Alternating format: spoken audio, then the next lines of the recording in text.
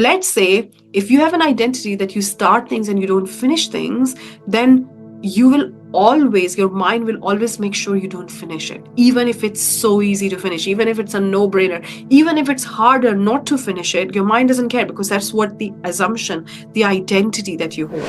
Today I'm going to share with you very powerful tips to overcome doubts in your manifestation journey. Let's just really think about, what is a doubt? Doubt is when you're thinking it may not happen.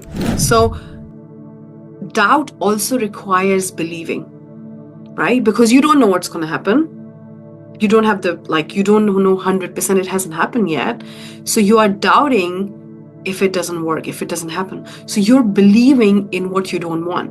And with faith, you're believing in what you really want. So both of you, doubt and unwavering faith, requires you to believe in the unknown. Now, when we talk about doubts, in the manifestation space, in the online space, doubt has been taken as a very negative thing. Like, oh my gosh, she's having doubts. Oh my God, I'm having doubts.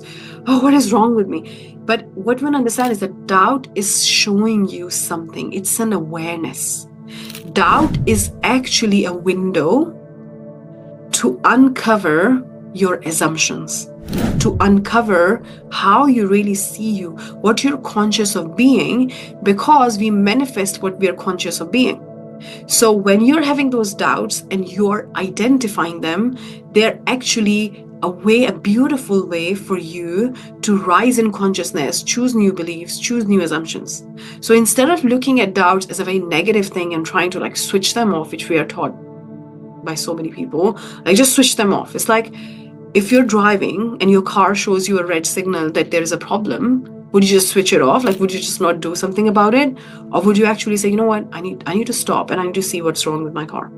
So similarly with doubts, you want to look at, what is it showing you? What is in my assumption right now? Because you cannot outperform something or manifest something more than your assumption.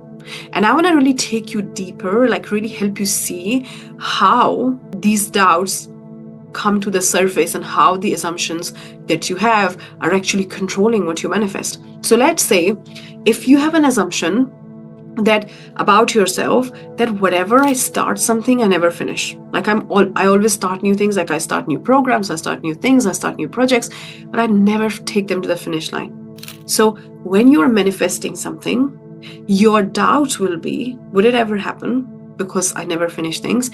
Now, one thing is you can switch it off. Okay, you just switch the greatest awareness, which could actually help you manifest and really understand why your manifestation hasn't shown up yet. And you could switch that and you can change your identity, how you see yourself, not changing anything about you, but changing the identity, the belief that you hold about yourself.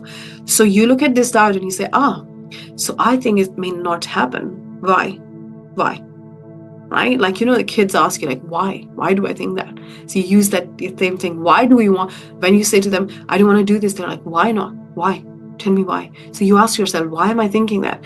Oh, I'm thinking that because I start things and I never take them to the finish line. So that's why I'm thinking I may not be able to manifest this either.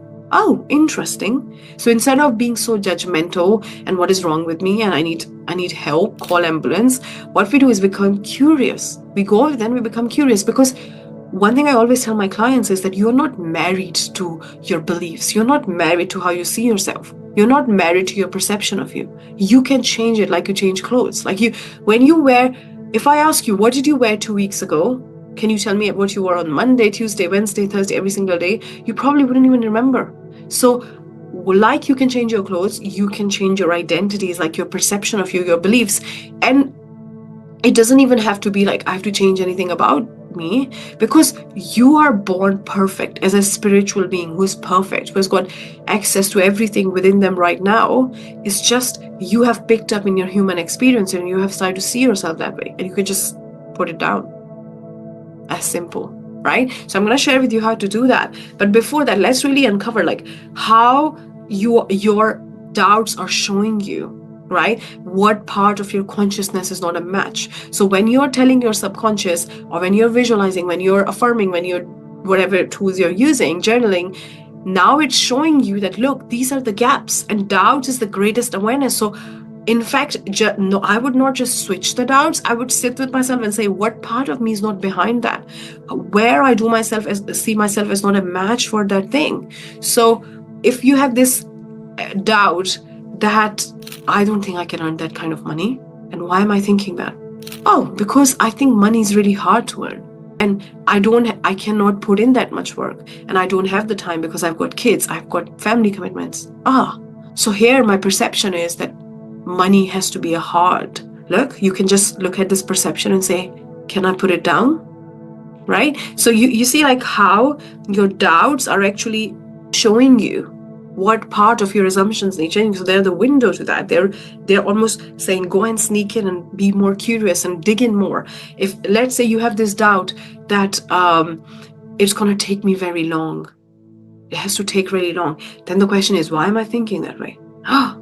Because I think that if you want to achieve big things or have quantum leap, they have to take long. So what if I shift that assumption? What if I put it down? I realize, I'm noticing that whenever I start to take action or do something about it, I constantly freeze and I don't do anything. I procrastinate and I'm doubting. Why am I doing that? Because I'm scared. What if it doesn't happen? Okay, what if it doesn't happen? Then I'll be so disappointed. Oh yeah, I'll be very disappointed. But wouldn't you be disappointed right now? The fact that you're not even trying, like the fact that you're not even going after it, is it not the same disappointment? Like the difference between both the disappointment is that you thought it's going to happen and it didn't happen, and right now you're saying, okay, at least I'm right. I knew it's not going to happen and it didn't happen. At least I'm right.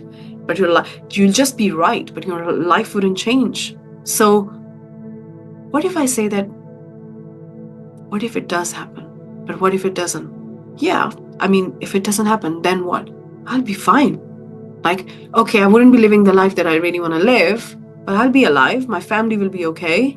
Everybody will be fine. So what if I say to myself that if it doesn't happen, I'll be okay. I'll not be dead. I'll not be like, I'm not too attached to it. Can you see like the frequency that I'm still in such a good place, but what if it does happen? Oh, yes. What if? Yeah.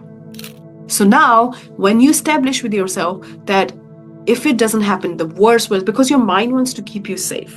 Your mind wants to make sure you're not in danger. And when we connect our manifestation and the doubts to dying, like if it doesn't happen, I'm going to die, your mind is constantly focused on what if it doesn't happen, because it's worried that you're not safe. So what we want to do is we want to say, you know what? I'm not too attached to it. Like if it doesn't happen, who cares? Like my life is great.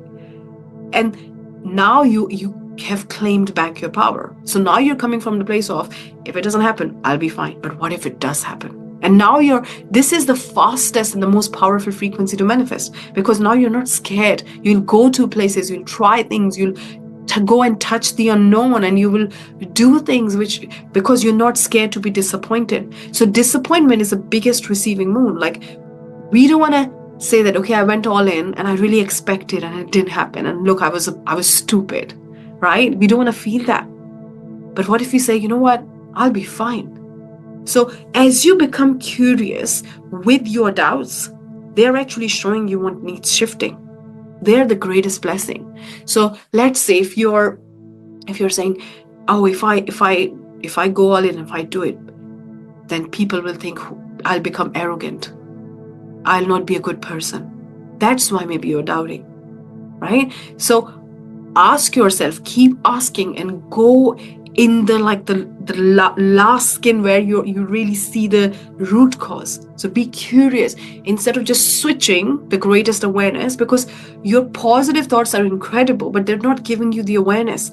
Imagine if you didn't have any doubts and you never figured out why you're not a match yet, because these assumptions are running your show. So let's say if you have an identity that you start things and you don't finish things, then your mind will always make sure you don't finish it, even if it's so easy to finish, even if it's a no-brainer, even if it's harder not to finish it. Your mind doesn't care, because that's what the assumption, the identity that you hold.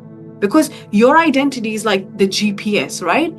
So when you sit in the car, you write the address, that's where the car is going, that's where you're driving, like that's where the GPS is showing you the way. It doesn't matter what it's in the address if it's the address is wrong. So if it's in your identity, you have the thing that I don't finish things, then it doesn't matter how hard you work, how much you want it, how you drive the car, you're going there, right? So it is really important to see in what assumptions you're not a match, and doubts are the greatest awareness to uncover that. Okay, that's why it's so important. So let's say now you must be asking, you must be thinking, and I know I can feel it, that okay, I know what my doubts are, I will do that, but how do I change my beliefs? Like, we want to change our beliefs as soon as possible, right? But you cannot change anything until you know what it is. So please pay attention to your doubts and be curious and keep questioning. But when you come to those beliefs, what you want to start doing is you want to start asking yourself that, what if I put it down? And sometimes when you ask yourself this question, you might get emotional. You might have some past trauma attached to it. And that's where I teach my clients that scan your past and see where it's coming from. Maybe in your class you were told you're stupid and you don't finish things and you don't finish your homework, and your teacher maybe gave you punishment and you took on that identity that I'm not that intelligent, right? I'm not good enough. That's why I don't finish things. Or once somebody said something to you, or once you didn't do a chore and you were really got in trouble. It can be literally smallest things that shape your identity. So you release the emotion around it. That means you sit down and you feel it. Because when you're feeling it, it's like it was stored in your body as a lump. Like, when you have bruises, like a lump of blood, and it's stuck there and it doesn't let like anything flow because it's a stuck bruise. Similarly with your traumas, like it's stuck there. And what you want to do is you want to sit down and feel it. You want to let that flow, become a clear channel of your manifestation. That means let that thing flow. So you are going to let it flow. And then what's going to happen is a point will come and you'll be like, you know what? I don't feel anything. It's fine. Whatever. Doesn't matter. And that's when you will start to say, okay, now I'm putting it down. And then you cannot take on a new belief without logic. So you cannot affirm it 2,000 times a year and think it's going to change. Unless your logical mind is on board, it's going to keep rejecting it. So logically, am I born? Like, if I see the logic behind that, I would say, is it on my birth certificate that I don't finish things? Nope, it's not. So why am I hanging on to that? What's the logical sense? Is it my truth? No. Am I doing that? Right? And then what you start to do is you start to emotionally, after you're logically behind it, you start to emotionally feel the idea, emotionally connect with the idea, emotionally make it the part of your identity. So changing beliefs requires two things: emotions and repetitions. If you increase emotion, you will need rest, repetition. And a point will come, once you keep doing that, your mind will trust you so much that the moment you say it once, it's going to accept that. It's going to say, oh yeah, I know, you do whatever you say, you be whatever you say, so I'm trusting you. Yes, you are it right now. And then you take aligned action.